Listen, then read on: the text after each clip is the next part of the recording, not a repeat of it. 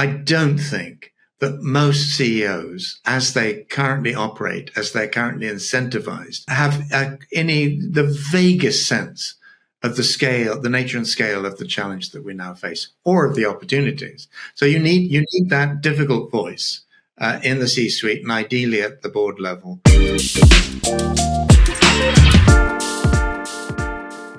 Welcome to the CSO Impact Podcast. And this episode is very special to me. So thanks especially to all of you for tuning in. I'm your host, Harald Neidhardt. And in this episode, I have the honor and privilege to talk to John Elkington, founder and chief pollinator at Volans. And John was a jury member at the first CSO Awards in Davos in January. Then he is an author, and he graced us with a preface of the book, Leadership for Sustainable Futures. But most of all, obviously, he is a prolific writer. He is I think it was the 21st book now. He's also one of the jury members for a CSO Award in North America, which we will launch during Climate Week. Now, John draws on half a century of experience since the early 70s. He is coined the godfather of sustainability, and he really explains in so many great books and talks and insights how societally pressure waves have helped transform businesses, markets, and ultimately capitalism. John, thank you very much for being here today with us. How are you? Harald, thank you firstly for the invitation. I admire immensely what you've been doing. In terms of how I am, I've just come back from a week on holiday, so I should be very well. But these are astounding times. The wider world is quite confusing at the moment. The odd thing is that makes me optimistic, because I think when there comes a point where people lose the sense that they run the world, they control the world. And after a year or two of that, they start to ask questions. What's going on? What do we now need to do? So I think that may be actually paradoxically an opportunity for people like us. Thank you. And so we want to talk about Tickling Sharks, which is your most recent book. Thank you so much for your kind words for me when we met in London. And I really started to read it, love it. There's some sand in it already. I think, you try to span your memoir and also kind of a futurist, and you give us some kind of manifesto in the end. So what motivated to write it? Maybe just at the beginning also. So you recently had your 75th birthday. Congratulations.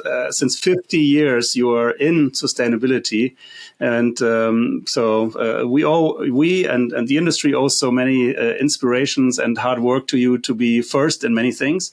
And so now, is it correct, your 21st book? It is my 21st book, Harald. And the words I wrote in the book were very much sincere. And as I said earlier on, I admire the work that you've been doing. The reason I wrote the book was there were several reasons. One was I've constantly felt that at some point I would wake up and know what I was doing.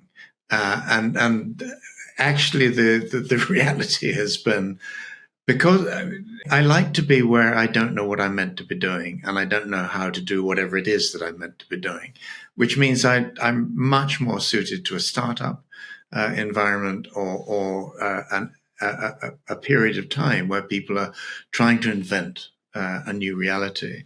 And so because of that character defect in a way, I've tended to move from one thing to another throughout my life and my working life. So I was trying to answer a question that I'm often asked. I've been asked for decades now by younger people in particular. It used to be older people would ask the question, when did you go insane? Why did you become this mutation? Why did you decide to pay attention to environment or sustainability or whatever we're currently calling it? And then the younger people had a different set of questions around, what has it been like? And how did you make sense of that? And how might I learn from some of the things that you've done? And I often say, I actually think I've been, as you said, kindly, I've been 50 years professionally in this space. And throughout that period, I've felt that people like me have been making it up as we go along. It's like sort of surfing a set of waves. So the book was an attempt to capture some of that. What did that feel like, as far as I can remember at the time? Who was involved? Because, it's quite typical for human beings to say, I did it. It was all me. And yet I've often felt, people have tried to stick labels on me. You talked about Godfather of Sustainability or whatever. What I'm trying to do in the book is say, you can have multiple godfathers, and there are parents and grandparents who were there, before. And these are those people. And this is what they were thinking and the contribution that they made. And then I was saying, in a way that you kind of said, it looks into the future as well. I'm not a futurist in the sense that that's a professional role. But I love to think about both deep history and the future. And it was an attempt to say, I think after 50 years in this space, we're at an inflection point. We're at a point where things are starting to go. And it's been building in a set of waves over decades now. But I think we're about to go somewhere quite unexpected. Just the time where everything seems to be going in the wrong direction, I think some of this may actually start to come together in some really interesting and positive ways. So I asked myself the question, how might that look? And so that was where the book came from. I don't even think I could write the book now, because I started it about 2.5 years ago. And I remembered all sorts of things now. One of the characteristics of being in your mid-70s is that your memory isn't quite what it was. So anyway, that's the story of the book. What I didn't know if I wanted to put it out, but what I liked in the beginning when you also talked about your family and growing up, there's this one anecdote. I just mention it with your mom, Pat, so I think she sent in an item which didn't function well, and she wrote to the company, well, I wanted to scolding my son and punishing my son. What is it? Punishing. Yeah, punishing my son, and this thing broke, and so it doesn't function. What was the thing? It was a hairbrush. And so, it's a very, it's a Mason Pearson, and it is the brand. Yeah. And it's a very distinguished brand. And so she wrote to the manufacturers, as people like that then did, and said, I've been beating my children with your hairbrushes for generations. It's the first time one has broken. So they replaced it without any question. And no, I loved her. I love her still. But it was just very typical of the era that things were taken for granted that perhaps are not taken for granted in today's world. Now, you said also that, looking back at the last 50 years of your professional life, that you think that probably the next 5 and or 15 will be so much more profoundly different, and obviously you like to stick around to see a lot of that.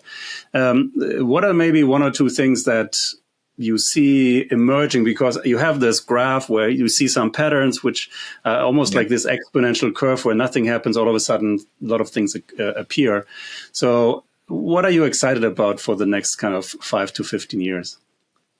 Well, if I start with what I'm most worried about, and then I'll come to what I'm most excited about. I'm most worried about the climate science and the biodiversity science, because I think anyone who pays attention to that, and I talk in the book about 20 years ago going to the Woods Hole Oceanographic Institution on Cape Cod, and the director taking my wife and I around for a full day, meeting all of the climate scientists, just the two of us. And at the end of that, I thought I knew climate science, but I came out, we would say, almost literally with my knees knocking. The scale of the shifts that are happening now in the current patterns in the Atlantic, for example, were even then so serious that, as I left, the director basically said, within 50 to 60 years, your country, the United Kingdom, will have the weather patterns of Siberia.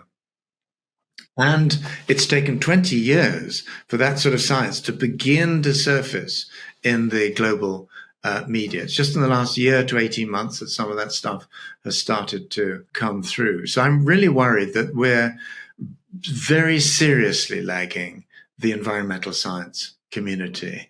And some of these people are getting quite desperate because they feel they've been putting the information out there for a very long time and they've been ignored. And then we have, people like Trump in the United States who basically just choose to think this is ridiculous and no one should be paying in it. It's a communist Marxist plot. In terms of what excites me is that when I was a child, the subject that interested me more than any other really was history, and not remembering births and marriages and deaths of royal families or whatever, but just the broad sweep of history and how things evolve with civilizations, with cultures, with societies, and so on. And one of the things that I learned through reading a lot about the history of civilizations and so on is that very often the civilization collapses. And as we now look at across Amazonia, we're starting to see evidence, archaeological evidence from drones and radar scanning and so on of civilizations that we knew nothing about that were there before the conquistadores came. I think we are seeing patterns emerging now, which we've seen in previous periods of history. So they can take you to breakdown, but at the same time, I think they can take you towards breakthrough. And so the underlying pattern that I think is there, and what gives me confidence that in the next 10 to 15 years, we're going to see an extraordinary rate of largely positive change, but not uniformly, is that we, as a species, we tend to leave things as long as we possibly can. Put it off, put it off, put it off. And then suddenly, when we have no choice, we've painted ourselves into the corner of the room or whatever it is, we suddenly have to act differently. We have to suddenly think differently.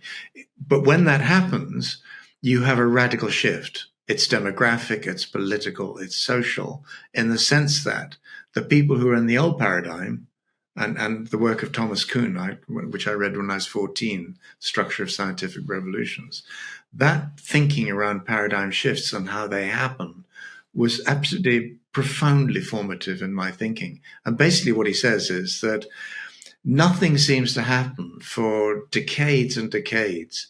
And then suddenly, and these paradigm shifts in science take, as you know, about 70 to 80 years.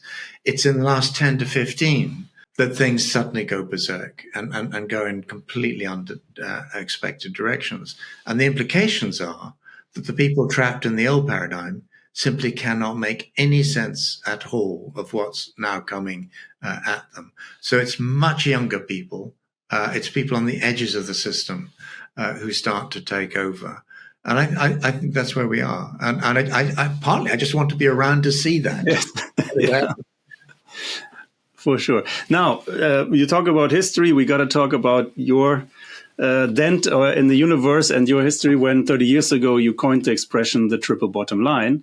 And for those who are not familiar with this, it says a company must take into account the growth in three areas: social, environmental, and economic, obviously, or people, planet, and profit. Now, you are also being famous, as we know, that to later record the concept in the Harvard Business Review. But how do you see this framework being used today? Is that and what should be maybe the next steps towards a new model of capitalism, if you will? There was something on social media today. I think it was Tariq Fancy, who was, I think, chief financial officer at BlackRock, who was basically saying that Unilever's previous CEO, Paul Polman, and then Alan Jope, who took over from him, wasted 10 years by thinking about people, planet, and profit.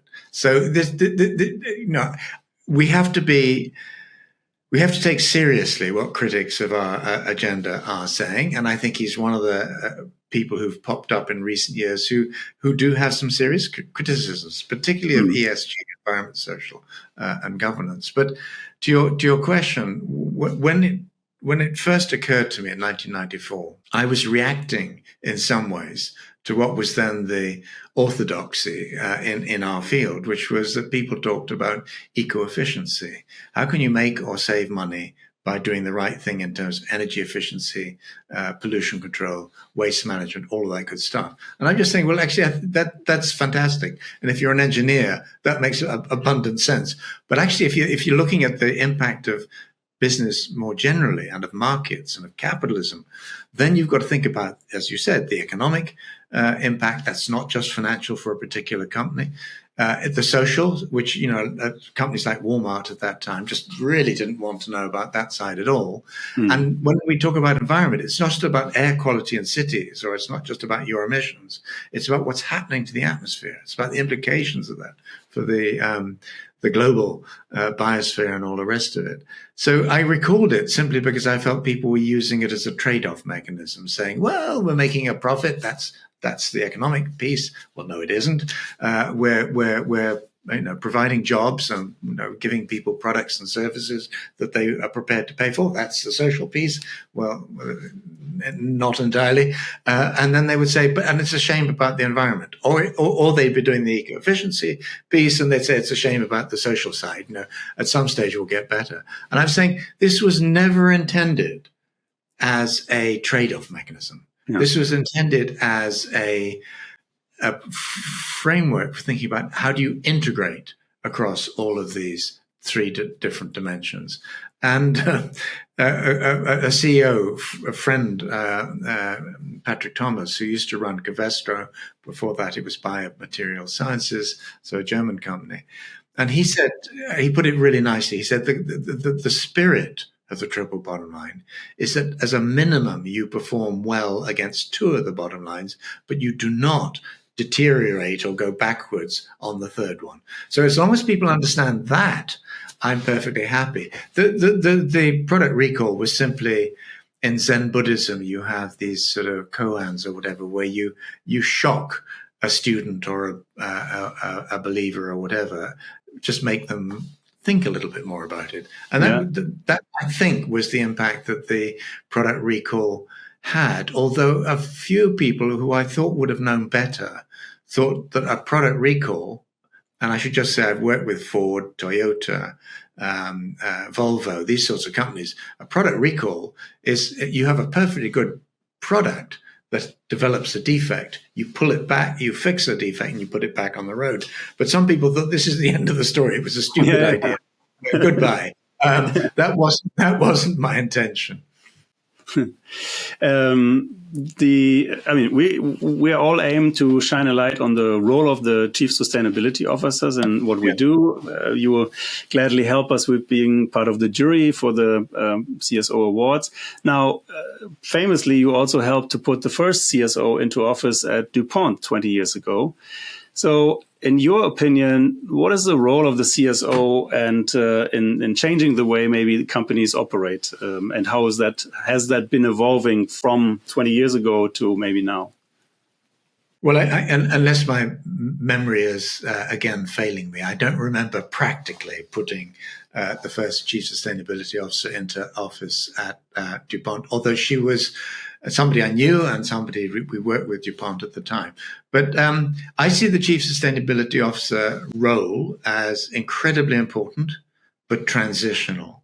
It's a necessary condition of the sorts of corporate and ultimately market transformations that I think we need to see in the world, but it's not a sufficient condition. And if I had to choose in those companies that have them between the chief economist and the chief sustainability officer, I would tend to want to talk to the chief economist ahead of the chief sustainability officer. There's no disrespect intended. It's just that the people who come into the CSO role are people who are managing transparency and accountability and stakeholder relations and supply chains and all of this lot. The chief economist, and it isn't to say that some CSOs can't think that like this or don't think like this, but the chief economist's duty or mission in life is to think about the much broader market context within which the company, you think about a company, shipping company like Maersk and so on. And it's not simply about emissions control. It's about globalization versus deglobalization. It's about a much bigger picture. And so it's not either or. Ideally, if a company has both of these roles, you talk to both of those people. But I think what you're doing with your awards and celebrations of some of the best CSOs out there is enormously important, because I think very often people who come into these functions are not following in the footsteps of people who've done that role for 50 years or 10 years or whatever. They're having to make it up as they go along. And so having these external reference points, benchmarks, the sense of being part of something bigger, I think, is immensely important emotionally, psychologically, and I think over time, politically as well. As it happens, I think we're going into a recession, in not just financial. I think that's coming, but I think people talk about an ESG recession. I think it's inevitable that we'll see a sustainability recession. It'll be really interesting to see how many of the several hundred CSOs currently in post come through that unscathed. The final thing I'd just say on this is that I think these downturns, these down waves. I was talking to Mark Lee of the Sustainability Institute at ERM yesterday, and he was saying he doesn't see these as down waves. He sees them as plateaus. So after a period of growth, you hit a plateau. I think when I started, it really came down very sharply, and that lasted a very long time.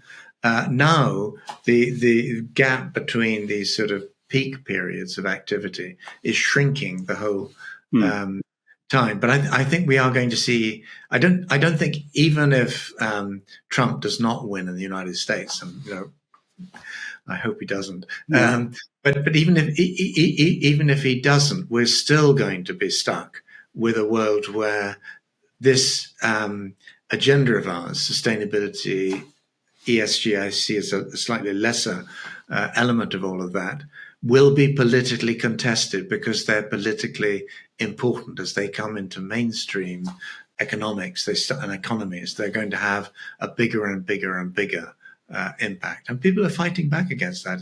It shouldn't surprise us. Yeah.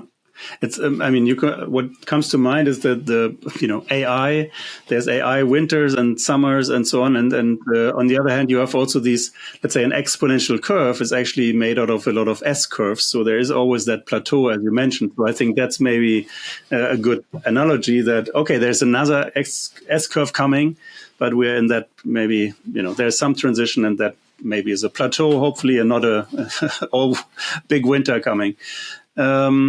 People, there are some people who say, yeah, we don't need a CSO because the CEO is doing everything. And if he is not involved, we don't need her. Also, just using the right adjectives, because we have a lot of fantastic female leaders in the CSO role. How do you see that? I mean, do you think, the CEO, he has to stand for everything and do everything? Or do we also need people in the board who's basically taking the responsibility and drive some of the agenda? I think for a period of time, and it may be the next sort of 7-10 years, whatever, we're going to need people in the C-suite, if I can use that term, but people at very senior levels in companies who have a practical remit to cover what now clusters under the sustainability agenda. And as I said, we will see pushback. Just in the last couple of days, we've seen Ford pushing back and coming out of a diversity and inclusion index. In the US, we're seeing these problems surfacing. I think they will impact other parts of the world.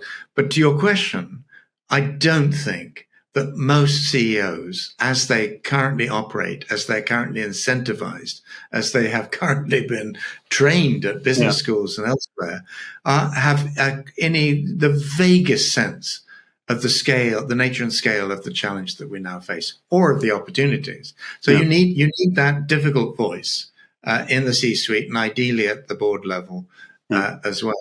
There's another factor, Harald, which I think is really important, which is, I think, our whole movement, in a sense, our whole industry has been predicated, and I've been as much to blame for this as anyone. We've focused on individual companies and their brands and their boards and their business models and their supply chains, all of that good stuff. And we've expected if we can get enough companies like Unilever or whoever it is to switch on, the thing will flip. Well, I think, again, that has been a necessary condition of change. But what we now need to think about much more intensively is how do we change markets so that it's no longer a matter of choice for an individual CEO, whether they do the right thing or not. They would do it because why wouldn't you? Because that's what the market incentivizes you to do. So I think we're at an inflection point. And just going back to those wave structures, I think whether we talk them as down waves or plateaus or whatever, there are moments where we're forced to rethink what we do, reconfigure, build new sort of thinking and new networks of change agents. And I think that's where we are. And that's why I think it's such an incredibly exciting time. I'm following you in the market discussion because, after Tickling Sharks, which I want to come back to in a second, you are now basically, I would describe it as an open research platform because you have, multiple days a week. Sometimes there's a newsletter out and, you're basically sharing with the community what you are interested in. And your interest is markets.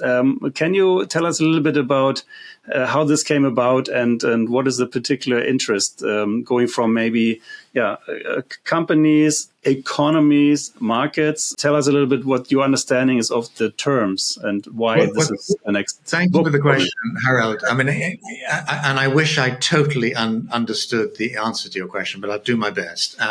But there's a public health warning that comes ahead of it, and it's this. In 1968, which you may be too young to remember, but I mean, it was an extraordinary year. I was at university that year and I was studying economics. Economics had very little to say about what was happening socially, politically, environmentally, and so on. So I dropped economics. So just with that as a public health warning, I'm not an economist. I'm quite often described in different parts of the world as, an economist. I'm absolutely not. But I'm fascinated by the evolution of markets as sort of conversations across economies, across societies, across cultures, the way they evolve, the way our understanding of what has real value and what has temporary market value in these sort of feeding frenzies. You mentioned AI. It's going to be very interesting to see what survives the shakeout, the next shakeout in that space. And yet I think, it's exactly as you say, AI is going to transform the world. So it has value, but not necessarily the values that we're currently sticking on it. So I started this Substack series of posts, and I think it'll settle down to sort of one a week because I've got other things to do. But it's trying to share with the wider world the thought processes that I'm going through. And what I'm finding as I do it is quite a surprising lot of people are saying, I'd hoped that the reaction would be, oh, we've done that already. Let's tell you about it. And what I'm finding is a lot of people are saying, this is relatively new. We should have done it. We haven't. How can we help? But I'm also finding people who are actually really doing deep modeling of how markets evolve, how they're best designed or redesigned, and so on. So I want to feed that into the series and then into this wider conversation. And I started out with it's a bit like the product recall. I just started out with just to see what it was like, what happened, and I'm finding actually rather enjoying the process so far, at least.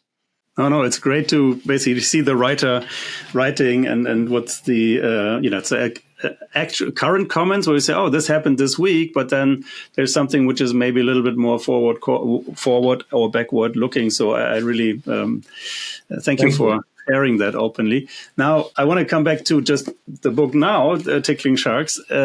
So you have, and before Green Swans, which I loved because it really spoke to me, green startups, exponential, the whole understanding of how technology curves appear and that ugly ducklings, as you say, some startups who are maybe unknown right now might be parts of these futures.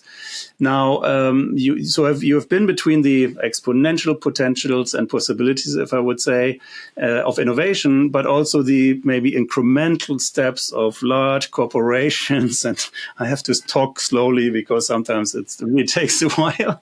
But nevertheless, you help boards and some of these big corporations in future proofing their strategy, setting boards together, probably helping the people, coaching them, and tickle these sharks. So you try to persuade maybe open minds and make sustainable changes as a vital part of this of their means or of their mission, hopefully.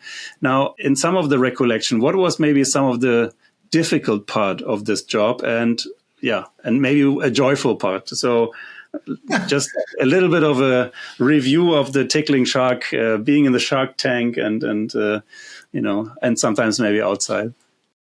Well, the thing I would say very quickly is that it's not that people at the top of companies are automatically shark-like, but their roles force them, whatever they're like, whatever they were like as parents or whatever, to operate in particular ways, and it's often quite hard, the outcome. So I started 50 years ago, probably 45 plus years ago, engaging companies. And when I started, the CEOs and similar business leaders that I engaged with had most of them gone through the Second World War, and they were very much. They were serious people. They were adults. They had a view of the world, and they were fighting communism. And so when environmentalism came up, and I spent most of my time trying to avoid that label being stuck on me. They saw anyone interested in environmental issues as communist, and it was very difficult to shake that. And so part of my self-appointed task was to get people at that level in industry, as it was then called, and now business and commerce and all the rest of it, to understand that this was not something that was as they saw it, anti-profit, anti-growth, anti-capitalism. It was something that was about a very different approach to profit and growth and capitalism, and so on. Nowadays, we take that more or less for granted. Then we didn't, and we couldn't. So I give some examples, some of them which were actually quite painful, of what then happened as I tried to share some of this external intelligence, market intelligence in a way, with these people.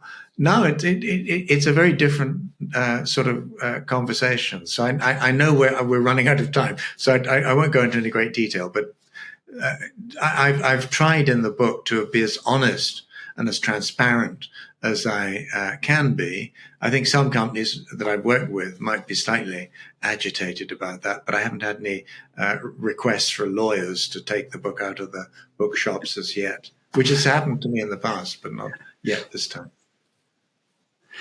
So was there something joyful over the last 3 decades, basically, infights of the boards and companies, or is it always work? What was maybe something where you say, all right, it was a tough thing in the beginning, but at the end, maybe something was overcome and made a good impression, success? One of the joyful things, you mentioned exponentials in this space. And one of the things that I did, I think about 10 years ago with the UN Global Compact, was we launched something called Project Breakthrough. And we went to Silicon Valley and we talked to all sorts of people there. And I came back feeling that the exponential mindset had a lot to offer in this space at a time when most people were thinking largely incrementally. I'm not against incrementalism. I think that's where we all start.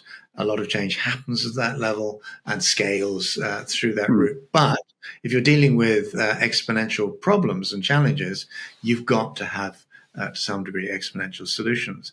So in a way, what's really cheered me up and at times given me joy is to see technologies like solar, wind, batteries, electric vehicles, and so on, just doing this. Or if you think about the price per unit of value plummeting down. And it's been shocking for many of the incumbent industries that are dedicated to the internal combustion engine and to fossil fuels and so on. And I think we see very similar trends, for example, in precision fermentation, synthetic biology, artificial intelligence, expert systems, which you already mentioned.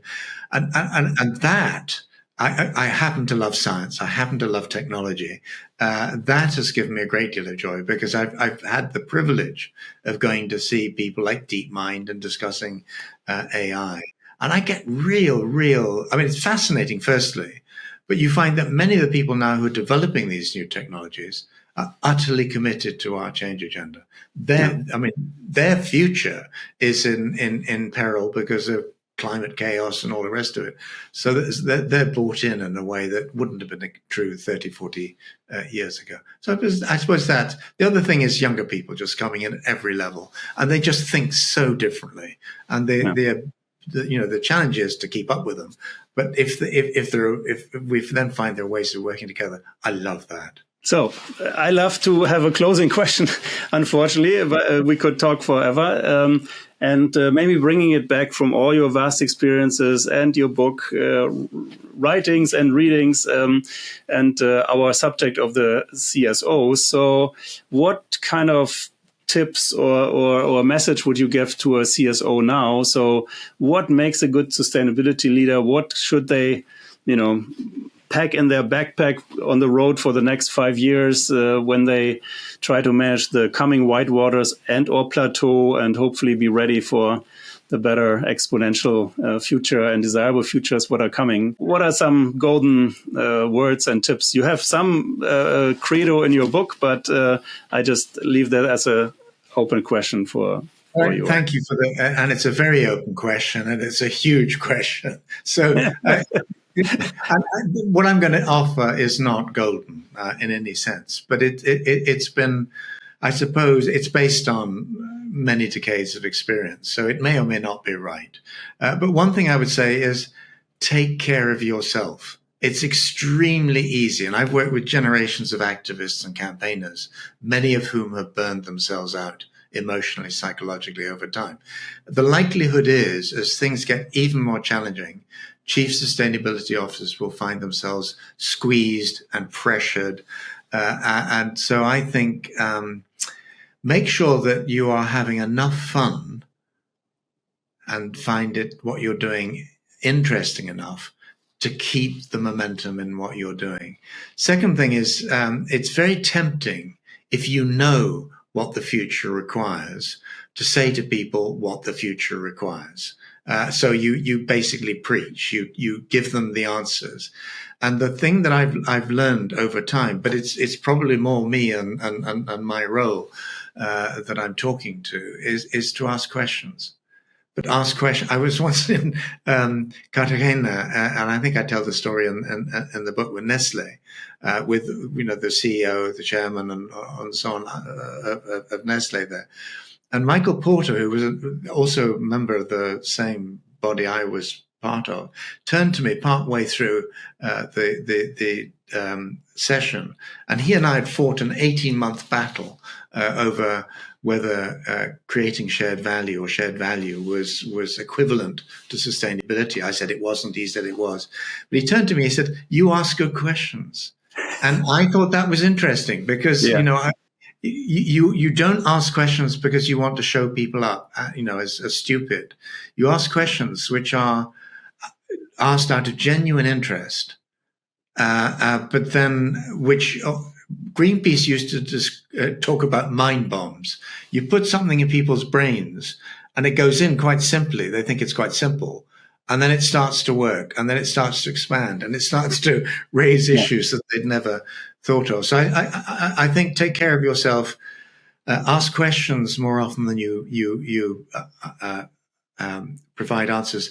But also, thirdly and finally, is get people out of their comfort spaces, and that may be even in their own business organization, going to meet people at ground level, interfacing with the outside world in the way that CEOs very often forget to do, or get them out into the wider world to experience places where the future is already happening, where this stuff is real, and if it exists somewhere, it's probably not impossible. So I find that sort of that study tour, learning journey approach. And I think CSOs can facilitate this. So it's not just taking people off into a university setting or a business school setting or whatever. It's taking them out into the real world. And sometimes they can find that quite shocking.